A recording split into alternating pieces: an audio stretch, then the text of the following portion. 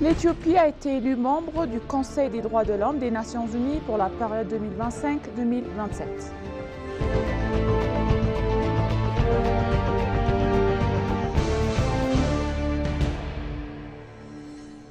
Au cours des 6 dernières années, 11 millions d'hectares de terre ont été cultivés selon le ministre de l'Agriculture, M. Girma Amanti.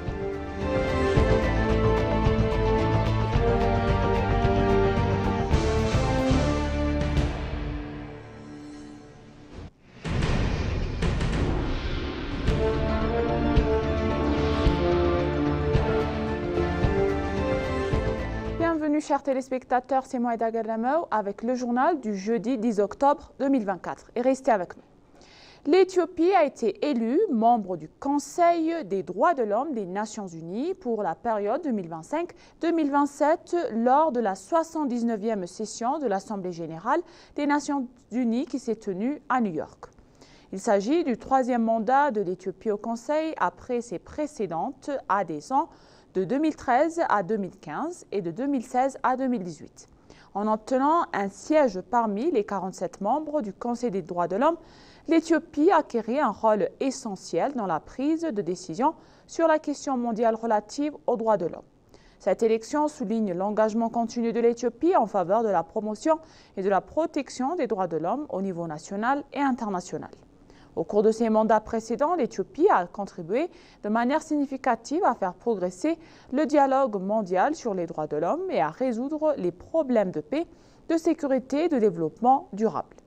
Ce nouveau mandat permettra à l'Éthiopie de poursuivre ses efforts pour améliorer le travail du Conseil en faveur de la coopération internationale et en répondant aux nouveaux défis de matière des droits de l'homme dans le monde.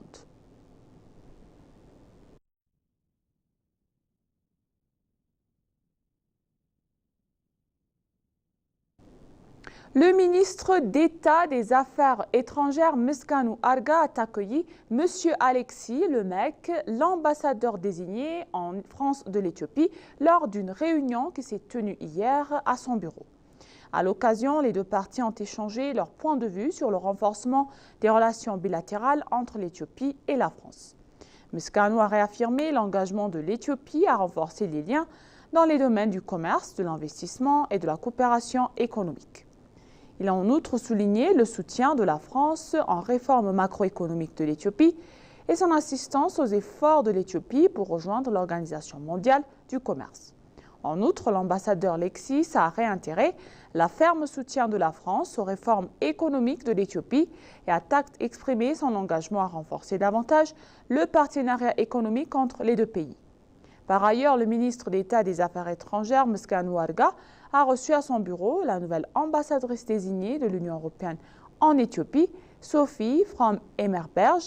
Les deux parties ont en outre souligné et discuté des moyens de renforcer davantage le partenariat stratégique de longue date entre l'Éthiopie et l'Union européenne, ainsi que les États membres, dans les domaines de la paix et de la stabilité régionale, du changement climatique et du développement économique. L'ambassadrice Sophie a déclaré que l'Éthiopie est un partenaire stratégique clé dans la région et a exprimé sa volonté de travailler en étroite collaboration avec le gouvernement éthiopien pour renforcer davantage la coopération multiforme dans le commerce, l'investissement et la paix régionale.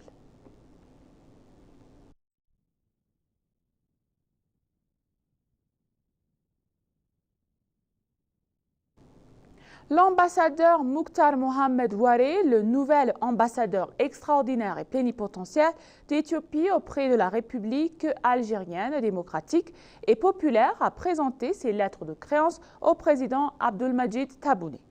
Au cours de la cérémonie de remise, l'ambassadeur Mukhtar a transmis les chaleureuses salutations du président éthiopien Taye Asselassie et du Premier ministre Abiy Ahmed au président Abdelmadjid Tebboune.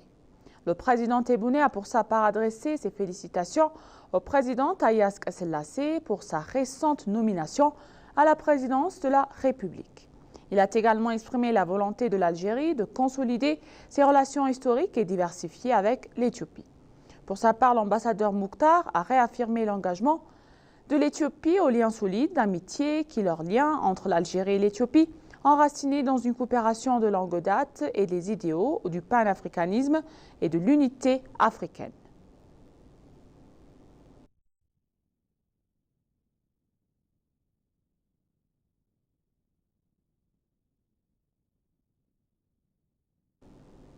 L'envoyé éthiopien effectue un échange d'expériences au Maroc.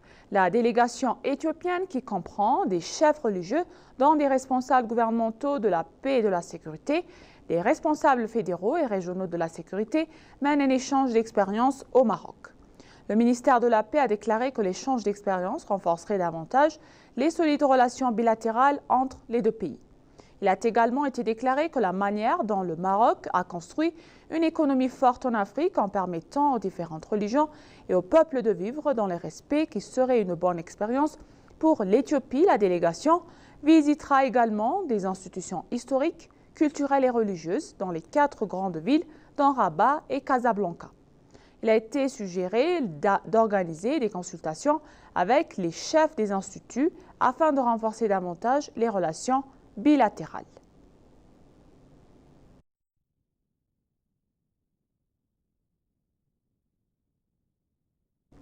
L'Éthiopie donc s'est engagée à renforcer ses relations avec les pays voisins, ont affirmé à l'ENA quelques membres de la Chambre des représentants du peuple. S'adressant à l'ENA après la prestation de serment du nouveau président éthiopien Taye Asqe-Selassie, le membre de la Chambre des représentants du peuple, M. Dina Mufti, a dévoilé que le gouvernement souhaite renforcer ses relations avec les pays voisins. Selon Dina, un des buts de la formation de l'IGAD est de renforcer les relations entre les pays voisins. En tant que membre, l'Éthiopie travaillera avec les autres pays, en outre d'économique, politique, sociale et culturelle. Pour sa part, un autre membre du Parlement, Kamel Sachi, a souligné que l'Éthiopie suit une stratégie mutuellement bénéfique dans ses efforts pour assurer le développement et dans ses démarches politiques.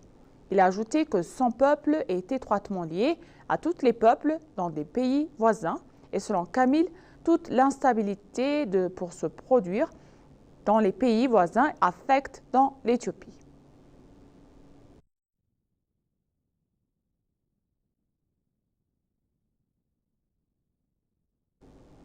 Dans une autre nouvelle donc, la Commission consultative nationale éthiopienne a discuté des questions d'actualité avec la délégation de l'Union européenne en Éthiopie.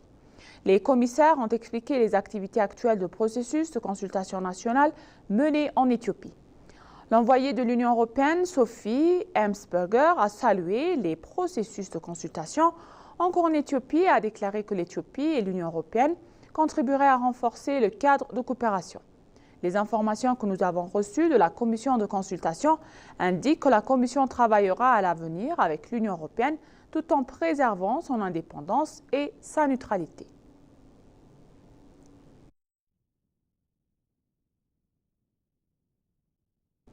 Le chef d'état-major adjoint des forces armées, le général M. Poula Tadesse, a souligné visiter l'assemblage de voitures de l'association industrielle fibrée de Fibala dans la ville de Debre Bran. Le général Daboula a visité les véhicules prêts à l'emploi et l'ensemble du processus industriel. Lors de la visite, le commandant du commandement aéroporté, le lieutenant M. général M. Chouma Abdeta, et le chef du secteur de sécurité de la région d'Amara étaient présents. Selon les informations obtenues sur les réseaux sociaux des forces fédérales de défense, Fibala Industrial, une association privée à responsabilité limitée, a travaillé depuis son inauguration sur plusieurs projets en tant qu'usine d'assemblage d'automobiles. Le chef du département de production et technique de Fibala Industrial, M. Samuel Galamolk, a déclaré que l'usine d'assemblage de véhicules produit également des véhicules électriques et a créé pour laisser sa marque dans l'économie du pays.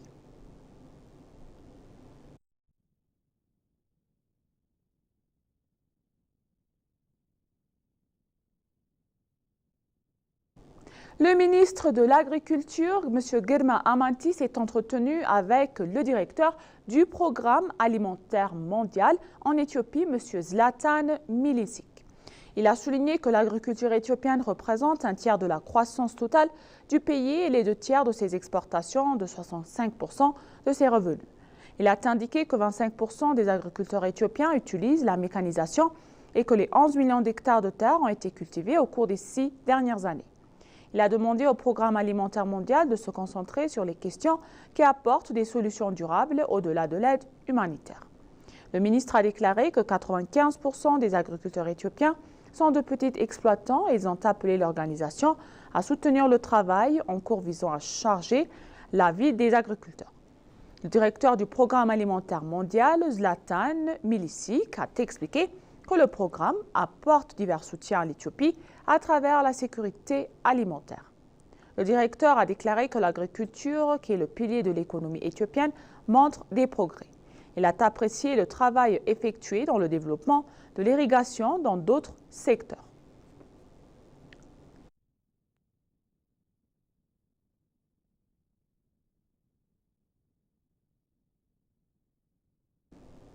Et maintenant, chers téléspectateurs, je vous rappelle les titres principaux. L'Éthiopie a été élue membre du Conseil des droits de l'homme des Nations Unies pour la période 2025-2027.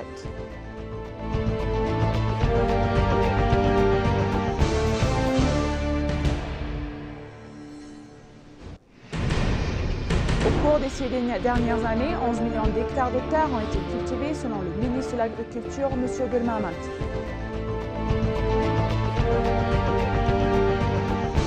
Merci chers téléspectateurs, ainsi s'achève le journal pour aujourd'hui. C'était moi Ella Garramao et je vous souhaite une bonne journée.